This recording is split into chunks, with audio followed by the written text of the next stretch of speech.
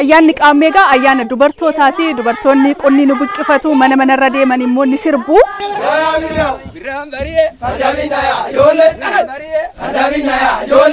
Ayyaanni gobee dargaggoonni ifa yeroo argan ganna dukkana sana dabarsanii barii ifa yeroo argan ayyaana ifa barii isaanii fideetti kan inni dhufe. Kanaafis guyyaa irraa kana gammachuu ibsachuudhaaf bahanii gobee sirbaati kan isaan jiran. Ijoolleen qaammee deemti. Uga ijoolleen qaammee deemte ilaallata duuba deemee dargaggeessi akka amma dhiichisaa deeman kanatti.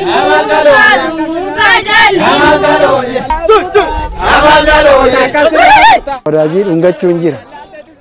Wadaajii dhungataa duudhaadha namni dubartii sunis maana dhungattaa maa akkana na goota jettee guyyaa saniif hin muufattu.